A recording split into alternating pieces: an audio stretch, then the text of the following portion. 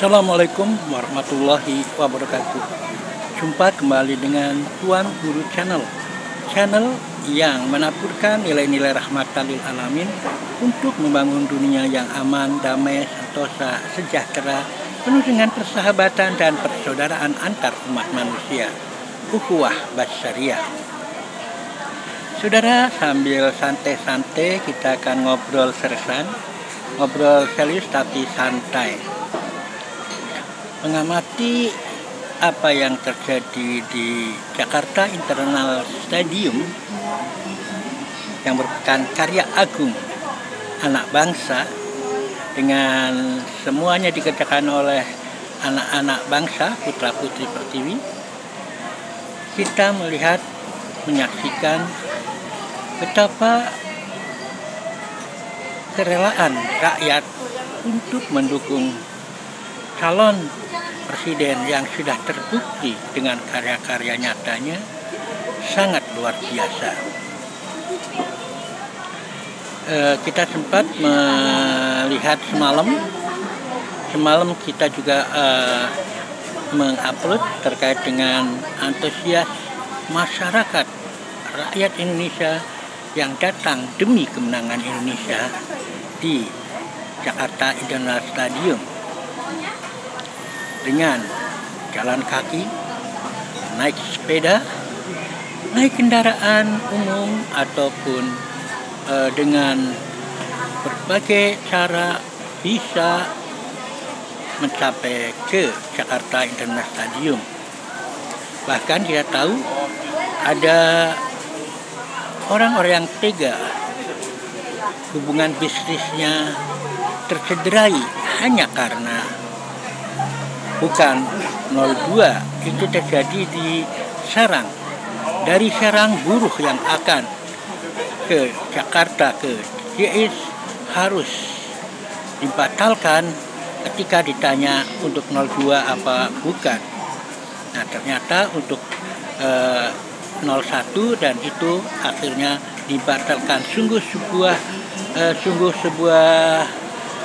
tragedi demokrasi, bahkan tragedi bisnis yang luar biasa. Karena bagi usahawan tentunya adalah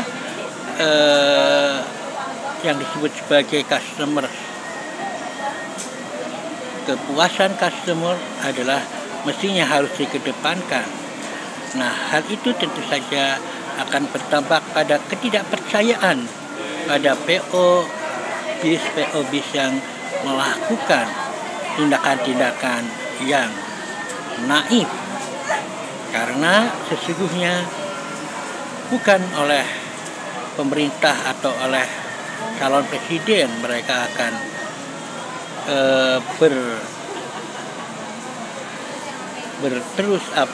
bertahan bisnisnya, tapi masyarakat yang dikecewakan bisa saja menjadi alat untuk membangkrutkan PO bus tersebut. Nah, walaupun demikian, namun faktanya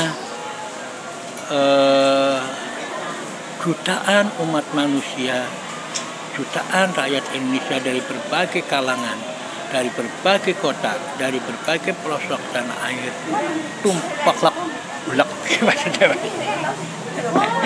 tumplek berlimpah ada di jalan-jalanan sekitar jalan-jalan yang menuju ke Jakarta International Stadium. Satu hal yang diserukan terutama adalah perubahan. Inti dari silaturahmi akbar itu adalah tekad untuk bersama-sama berubah, untuk melakukan perubahan pada hal-hal yang lebih baik, bahwa perubahan adalah keniscayaan dan keniscayaan itu harus lebih baik, dan itulah yang diamanatkan oleh rakyat, oleh masyarakat ketika bertemu Anies Baswedan. Spirit untuk perubahan yang luar biasa yang digemakan oleh para jamaah silaturahmi JIS 10/02/24 ini sungguh luar biasa. Dari penolakan terhadap masalah dinasti, masalah pribadi, negara bukan kepentingan untuk pribadi, untuk kepentingan dinasti dan sebagainya. Ini tentu saja sangat menarik mengingat telah terjadi sebuah keputusan yang semestinya dipatuhi karena melanggar etika berat dan KPU melanggar etika, namun nampaknya mereka tidak care dengan etika, mereka tidak care dengan aturan main yang non hukum. Nah, kalau dengan demikian maka pada hakikatnya adalah mereka tidak berbudaya, karena ciri berbudaya adalah punya etika. Dengan demikian pelanggaran etika, baik etika berat maupun pelanggaran etika yang terjadi di KPU sesungguhnya adalah ujian bagi paslon 02 untuk tampil sebagai orang yang menghargai etika atau mengabaikan etika. Tanpa diminta, jika memang sadar akan etika, maka mestinya mengundurkan diri seperti yang kami sampaikan. Nah, demikian pula mereka yang mendukung, para tokoh-tokoh yang mendukung, tentu saja mereka cedera etikanya karena mendukung sesuatu yang batil, itu pun berbuat batil. Nah, oleh karena itu seyogianya bagi mereka kalau ingin memiliki kriteria sebagai penegak etika, segeralah mundur.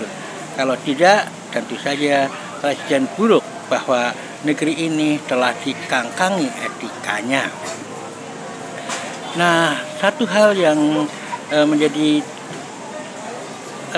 sambutan publik adalah perubahan. Tentu saja perubahan adalah upaya untuk merubah yang menjadi lebih baik, dan tentu saja dengan status Anies yang capres didukung oleh rakyat.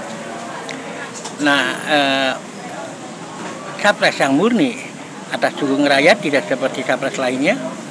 Sebagaimana kami sampaikan ketika pengajian kemarin, ada kontennya di sini, di channel ini.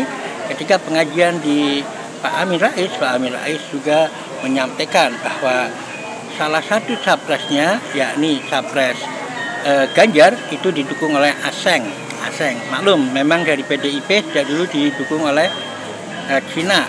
Nah, bagaimana dengan Prabowo? Prabowo sendiri tidak lepas dari dukungan asing.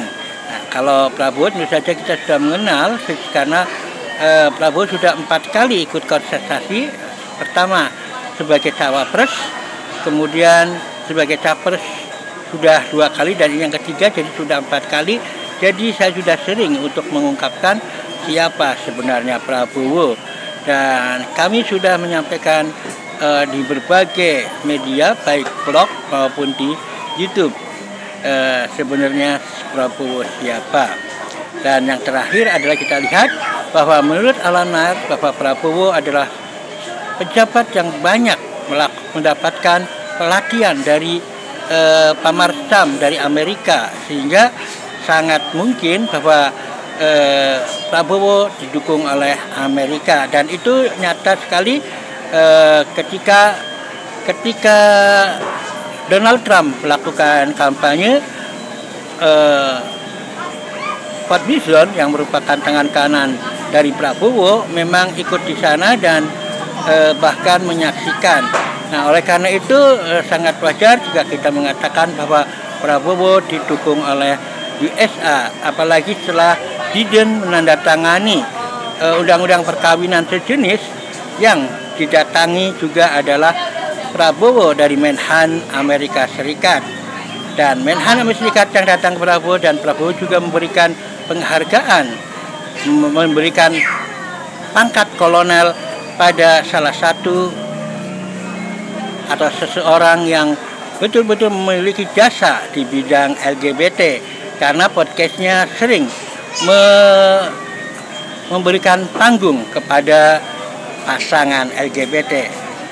Siapa lagi kalau bukan Deddy Corbuzier. Jadi Deddy Corbuzier memang memberikan panggung pada pasangan LGBT di podcast-podcastnya.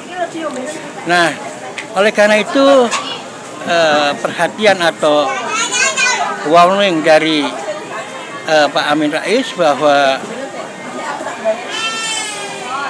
Ganjar didukung oleh Aseng dan oleh Tiongkok, oleh Cina, dan dari penelusuran saya sendiri sudah 4 kali ini saya mengatakan bahwa Prabowo adalah anak emas dari Amerika Serikat. Jadi jangan percaya waktu itu slogannya Macan Asia, jangan percaya Macan Asia ompong, karena memang faktanya memang Prabowo adalah anak emas Amerika, dan tentu saja sebagai anak emas banyak hal yang akan ditularkan oleh Amerika untuk diterapkan di Indonesia, dan tidak menutup kemungkinan adalah tekanan terhadap pelaksanaan perkawinan sejenis.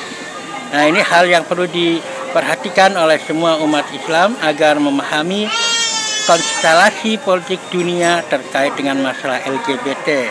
Mudah-mudahan kita pahami dan mudah-mudahan kita mendapatkan kekuatan untuk melakukan perubahan yang sejatinya, perubahan menuju kebenaran, perubahan menuju kemandirian tanpa harus di-backing oleh negara-negara komunis maupun oleh negara-negara kapitalis. Baik kapitalis maupun komunis adalah musuh dari Pancasila. Demikianlah ngobrol sertaan kita kali ini, mudah-mudahan ada manfaatnya.